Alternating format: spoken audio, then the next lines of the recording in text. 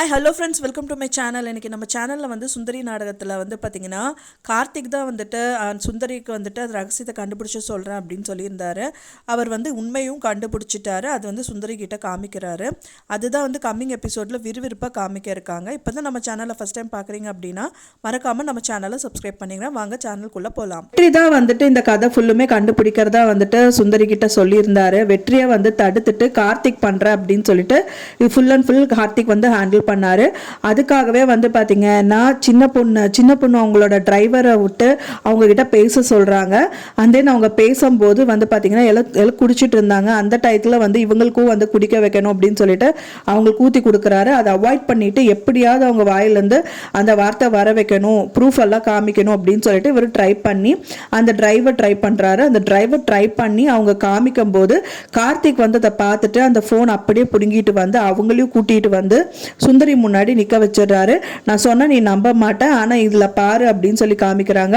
Full and full இதுக்கு காரணமே வந்து ராஜப்பா தான் அப்படின்னு வந்து சொல்றாங்க. அதுக்கு முன்னாடியே ஒரு விஷயம் நடந்திருக்கு அவங்க வீட்டுல. என்னன்னு பாத்தீங்கன்னா சுந்தரிக்கு வந்து ட்ரெஸ்ஸிங் பண்றதுக்கு நர்ஸுக்கு வந்து கால் பண்ணிட்டு இருக்காங்க.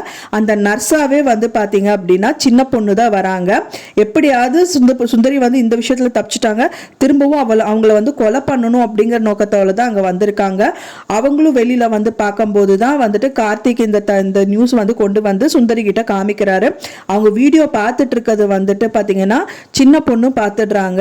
அப்பதான் அவங்க வந்து அவங்க மாஸ்கை வெளியில் எடுத்துட்டு நான் உன்னை கொலை பண்ண வந்த சுந்தரி, ஆனால் ராஜப்பா தான் இது பண்ணாருன்னு எனக்கு தெரியாது, நான் அவனை சும்மாவே விட மாட்டேன்னு சொல்லிட்டு அங்கிருந்து கிளம்புறாங்க. சுந்தரி வந்து ரெண்டு விஷயத்துல இருந்து விடுபட்டுட்டாங்கன்னு சொல்லலாம். ஒன்று வந்து ரெண்டாவது கொலை பண்ண வந்த சின்ன பொண்ணு கிட்ட இருந்து தப்பிச்சிட்டாங்க.